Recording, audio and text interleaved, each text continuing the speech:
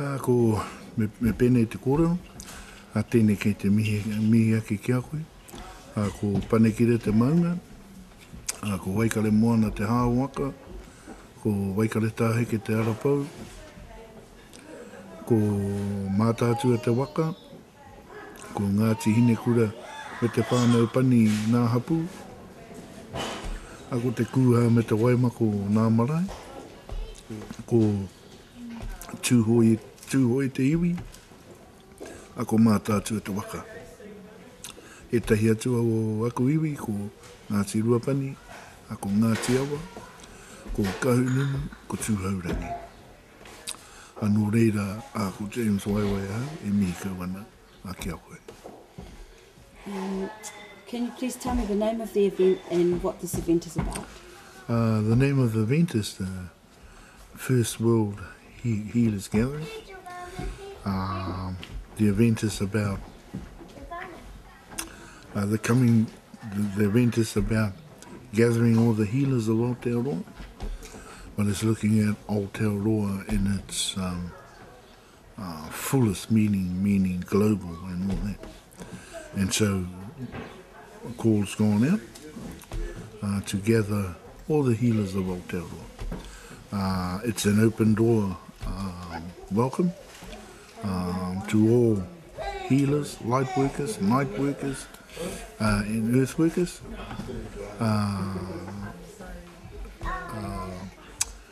From all over New Zealand, and it's a call to all people working in the holistic field and who offer alternative healing. And it's about gathering up, and it doesn't. The door is open to all cultures and to all people to come to this gathering.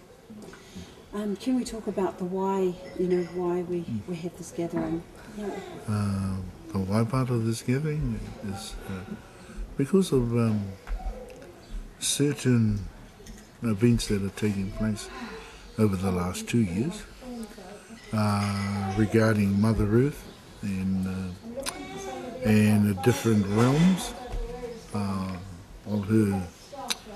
of her anatomy, Miki, like in the environment and in Papatūānuku's environment, where we've had a spate of earthquakes, tsunami,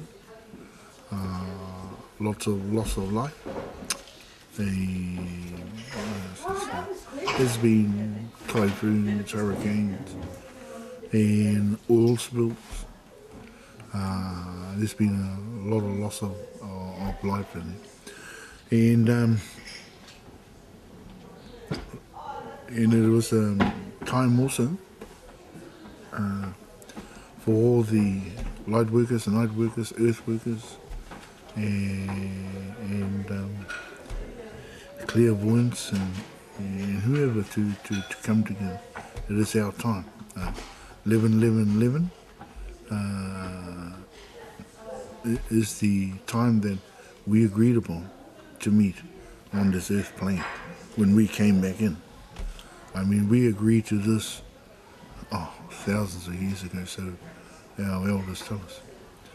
And when we were installed in the world of spirit, we agreed that we would come into this lifetime, onto this earth plane, and we would meet and we would gather at a certain place.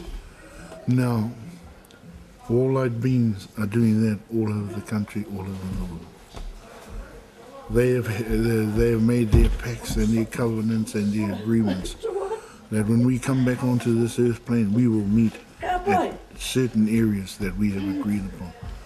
And over the last 4 days, we have been meeting here, and it's bringing all those people in, and with all their gifts, so that we can sit down to have a look at the events that are taking, the catastrophes, the events that are taking place in your Papatūānuku, and to see whether we can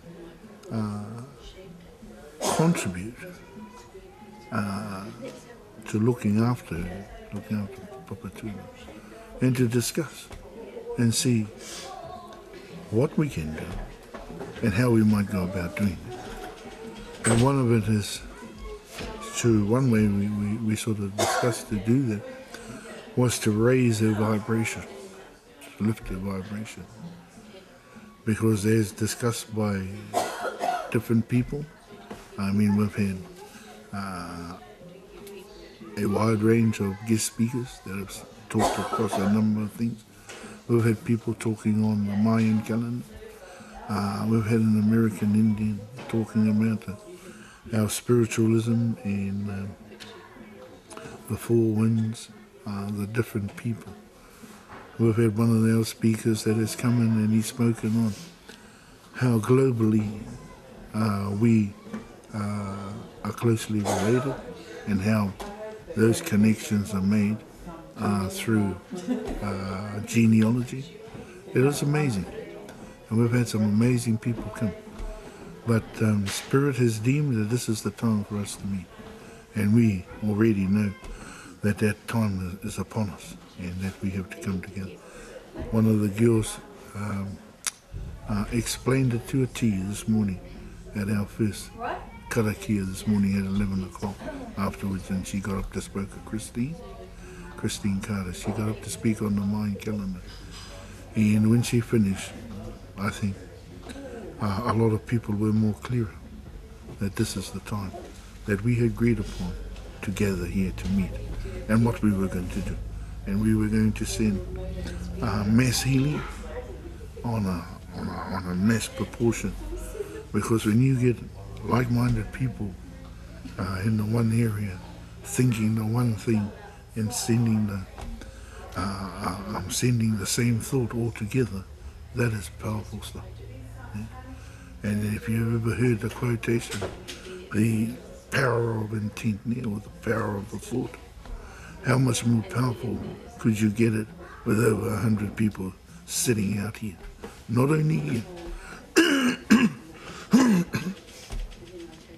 There are other people that have come in, and we have discussed with them, that have gone up to certain pinnacles or certain moments where at 11 o'clock this morning they would be releasing that energy from above, from on top of those moments. You had Tikiaro Ata and people from Ruatoki going up on top of Taiara here this morning. You had the Makarini Temara going up to certain maunga I roto i a Ruatauna this morning. You've had Rehua Keream going back, I don't know whether he went up Pūtauaki or one of our maunga up in Te Arawa, where those fellows took groups of people up there to prepare yesterday, to join us this morning, to send out that global healing kia papa tuanuku, and to mankind. That's what this gathering was all about, was our contribution back to our mother and back to the different realms of her anatomy and her environment. And so those whānau up there, I applaud them. That was their commitment, and that was their support for this gathering. And they decided that would be their contribution back to this gathering, that they would go up upon those moments and prepare for 11 o'clock, and they would release the karakia and the power of intent to heal and to raise the vibration and to send peace and love to all mankind. Yeah. So actually, let's talk, because I'm going to upload this tonight. I'm going to try my best to get this and the other kōrero uploaded tonight. I'm not sure about the ceremony itself, because it might take a bit of editing. So let's talk about the 11-11-11 and the significance of that in terms of the healing. Because I think one of the things that happened this morning was I met someone in the street when I went to the ATM to get my koha for today, and I said to him, is it, do you have a good day? I said, it's going to be a great day. It's 11 today. He said, I thought that was a bad thing. I said, no, it's a good thing. No. Yeah, so, can you talk about that for people out there that are not sure what, the significance of the day is? Can you talk about that? I think the best one to talk to would be Christine Carter. She's here. She's a I guess she's an expert on the Mayan calendar and their predictions. And according to, I can only touch on it a little bit. And like I say, the best person to talk to would be Christy, because that is her. I guess that is the gift that she has and that she brings to this gathering, is her knowledge of the Mayan calendar. And so where the 11/11 is concerned, it was a good time for us to gather, and it aligned itself with the Mayan calendar. And all over the world, the healers, lightworkers, earthworkers, and they agreed globally that on the 11/11/11 that we will sit down and we would send out healing to Mother Earth, to raise her vibration, to help to nourish her life force and to raise her life force again. All the healers all over the world agreed to that. Okay? And so it was it's a good thing. It's a good time. And that's what I want to ask you about. Energetically, is that something that you're tuned into, all the other people across the earth today, and today doing that healing? Are you personally, tuned into that? Or is that just something you know about? Oh no, I'm tuned into that. Aye. Our attunement of that started at midnight last night. Where our people went out there, some of our people went out there. And we began the process at midnight last night. Then we came back in, and then we had another big karakia in here at about 4 o'clock this morning. And then another one took place again outside. And that was to welcome the dawning of the new day, of the 11th. And to acknowledge all of that which is in creation, and to send out healing to all that is of creation, of God's hand. And so, personally, it is something that I personally feel very, very strongly about. And it's a good time where we're being able to synchronize this global healing. Not only global, but internally, and that's internally in New Zealand itself. And you have pockets of people all over New Zealand. There's some, they tell me that at the meeting at Te Kakara, another power grid, another power source of our tipu. And so they're there. There's others all around New Zealand at this time. A lot of healers have said we can't be there, James, but at 11 o'clock, forgive me, but they says to me, at 11 o'clock, we will meet you on the spiritual plane. We will see you. And so, it just so happens that this year, that because of the time, that we are ahead of the rest of the world. So Aotearoa gets to kick this thing off, you see. At 11 o'clock this morning, that took place. And like I said, we began at 12 o'clock last night. So, the big karakia when everybody else up took place out there at 11 o'clock. So we're the first in the world to begin this process. And so, as it becomes 11 o'clock in all the countries all over the world, so will they be sending out a global healing, same as what we did. It's something that all these people are very committed to, and very passionate about, the well-being of Papa Tuanuku, because they know if she's well, we're well. And they know with the events that have been predicted for more earthquakes. Some are saying, there will be more earthquakes. Some are saying, no, there's not. What is coming is the collapse of the global economy, all that sort of thing. But this gathering is to look at those things, talk about those things. What is the way forward if that's going to be, if that is the case? We are the safe havens if we're going to get hit by an earthquake 10 times the magnitude of the one that hit Christchurch or Japan. where are the safeguards? These are the things. It's raising people's awareness. Now, when they're part of this gathering here, they talk about the ascension, the shift of consciousness, all that sort of thing. So these are things that have been put out there during this gathering, and people have come back with various responses to those sort of things. But basically, we agreed that what is happening in Papatūānuku, she is preparing herself for what is about to come. And so mankind is has to make those changes as well. And so a lot of people are going through personal journeys, personal experiences.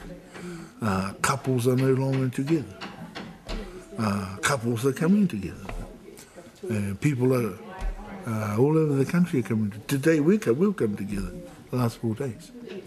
But this is what's happening all across the country, all across the world. That people are feeling the shift in consciousness, the change of vibration. And they know they're being prepared for change to come. People are talking about the New World Order. Yeah. People are talking about when their new world, the Mayan calendar, the 12-12-12, predicts the end of the world. But other people have added to that as well. People that are more knowledgeable, they're saying, it is an end to the world as we know it. But all it is we just go up into another dimension. And so the world that will happen when we go into that dimension will be one of peace, will be one of more love, will be one where there is a better understanding of mankind, where there is a more peaceful world that we will live in, and there's more unity and more of the one heart. And so that's some of the stuff that's come out here, and it needs to be discussed. There's also to look at the 12-12-12, and look at when we gather and meet again. And how do we work together? Can we work together? How do we network together? So it's bringing those people here so that we can talk about what they're seeing, what they're experiencing, how do we share that and sharing that with each other, and how do we move forward with all that information. Well, there's a couple of areas that you mentioned that I wouldn't mind touching on, and one is the New World Order, and of course the other one is the financial economy, and what was said about that. If that you can recall. Oh, that I can recall. They reckon that there's going to be a collapse of the world economy. There's going to be no money as we know it. That we need to be going back to Papatūānuku. Hence the importance of our making sure that she's being looked after properly. That we go back to growing our own food, because there will be no shops as we know. So they say. I don't know. I'm just listening here, and I'm just thinking that, okay, I'll just keep an open mind about this thing. But funny thing that when you look at some of the stuff and you see what's happening, and it sort of aligns itself with what's taking place now, it makes one think that maybe what some of the healers are talking about or are saying may come true. So it'll be interesting over the next 12 months what happens. I'll have to find out later who you think I should interview, since I missed all the kōrero over the last couple of days. Yeah, Christine, and there were some other people here that we put it out there on the floor, and there was some good discussion about it. And it just made things a bit clearer. There's definitely one thing that I wanted to talk to you about, because you mentioned the Lightworkers, the healers, and the Earthworkers and the Nightworkers. And of course, I mean, there's two phrases or two labels in there I haven't heard before. One is the Earthworkers, and the other one's the Nightworkers. I mean, Earthworkers, I'm guessing, are the ones that work with Papatūānuku specifically in regards to their healing. But I'll let you talk about it, and also the Nightworkers. That's really interesting. Okay. If we can talk about those things. Everything in creation has an opposite balance. So when we talk light workers, the opposite balance of light worker would be a night worker. And so it's it's simple as that, Marty. And so when we talk about earth workers are people that work with the earth. They resonate very strongly with Papatūānuku.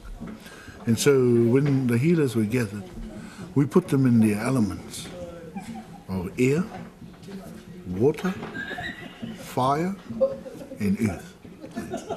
So all of us, we all resonate strongly with one of those elements. And so it was easy to work out who was who. They just had to look at their star sign. And we had some people here who were pretty clued up about which element you were. Some reckon there was 5. But the Chinese said, well, what about the 5th element? And they did explain it to us about the ether, something like that. I didn't know too much about that, and I said, oh, okay.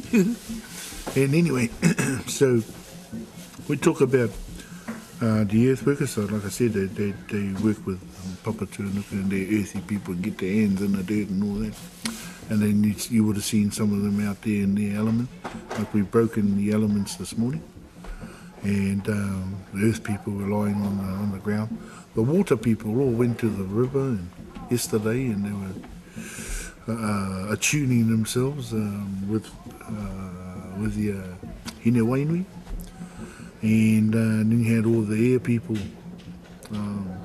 attuning themselves with air. And you had the fire people. It was very funny, the first night on our marae, all the 5 people gravitated to each other. They didn't know how it happened, but they did. They all ended up in this corner, and man, was it hot. I tell you. Loud? Eh? Loud? Oh, very loud. And, they were out there. You should have seen them when they were and they were quiet, And one went, oh, no, I'm doing it my way. Another, I'm doing that's those fire people. Yeah, they were on fire.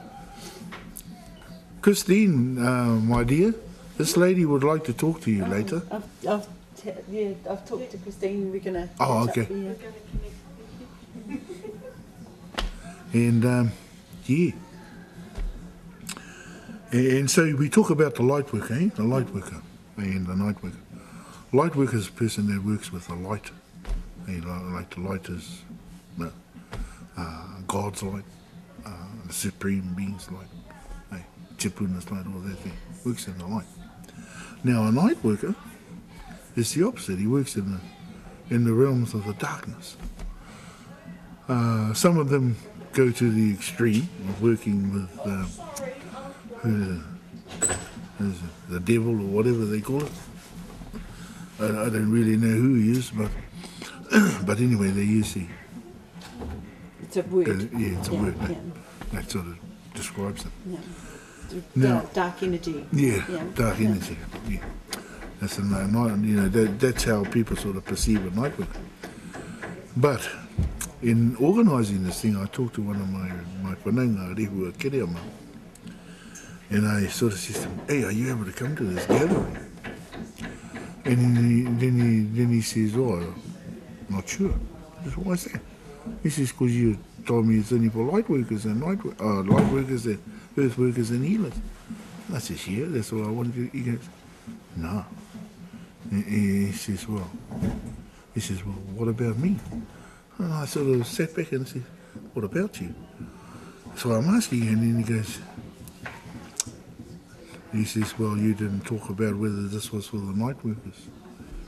So I sat back and I says, well, can you explain? He says, well, I work in the night. That's when I do my work. And then it clicked the penny drop. I says to him, okay. One of the things that Rehua does, and he works in the night, he actually works with some of the young Māori soldiers that have been overseas, Afghanistan, that have come home and they've been traumatised while war. So he works with them. And some of the areas that he has to go into the depths of Rarohenga, kia hine nui te pō, to retrieve some of these young brothers. How did he put it? To retrieve. I mean, some of the things that they lost. He has to go into the depths to retrieve them, to bring them out, bring them back, because they've become disconnected from their hinega. So he has to go in depth.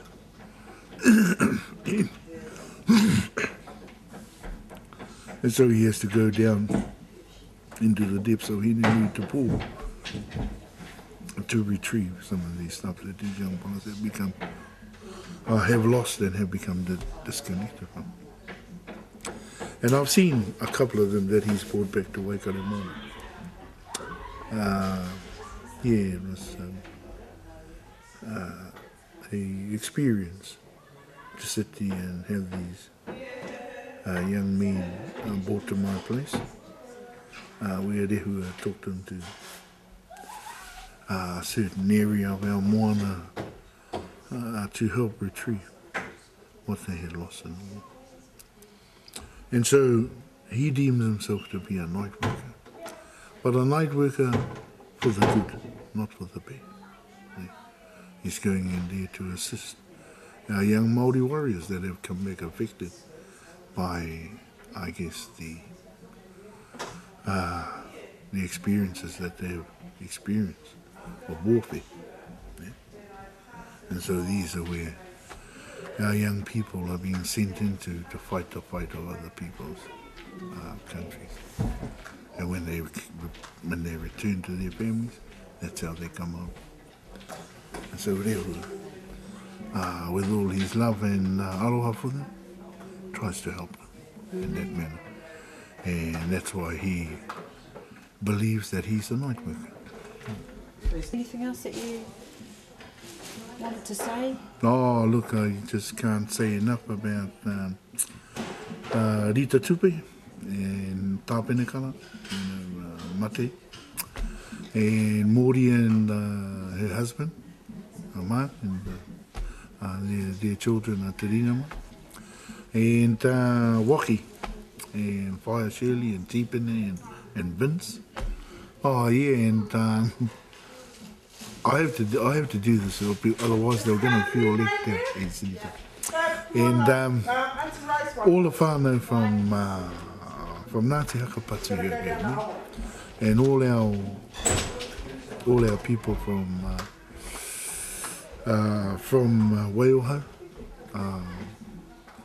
Without them, this thing would probably never have been able to be organised. And I mean, it's been a long journey, and there's been a lot of obstacles. But with their strength and just their determination, they pulled it off.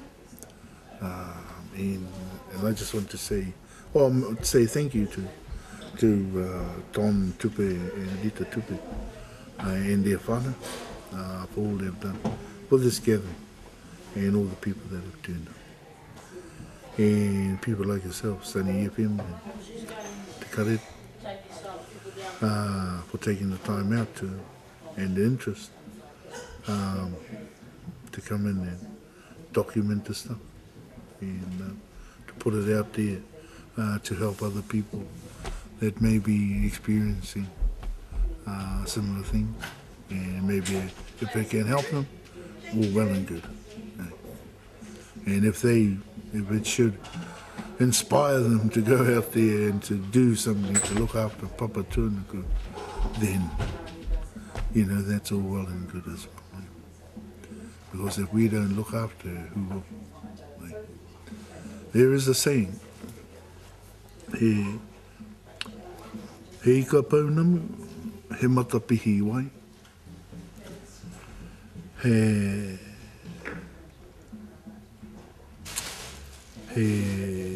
tātai tangata, nā Papa Tuanuku ni, nā Papa Tuanuku. What that means is, he ika paunamu, it's talking about the greenstone heart of Papa Tuanuku and ourselves. Ne? He ika paunamu he matapihi wai. Ne? There it is like the greenstone then become like the window of the veil of our tears. Ne? For our aroha and because of our connections with your Papa Tuanuku and our love for her. Ne? And so he tātai tangata, nā Papa Tuanuku. So because our belief and our whakapapa links to Papa Tuanuku tell us that we all were beget from her body. When we were created, Ahine Ahuone, when Hine Ahuone was created, he was the kura waka that they took and they created and they mixed her and they turned her and then they sculpted her out of Mother Earth's body, Ahine Ahu. And from her came us. So we believe that because of that whakapapa connection with our mother, that we need to be looking after her and treating her in a manner befitting who she is. Because when people desecrate her, who are they desecrating? Themselves. And so we need to, we think all these people gathered here, we need to look after her more and a bit better than what we're doing. And treat her with more respect. I guess that's all I want to say. Well, kia ora, Tata.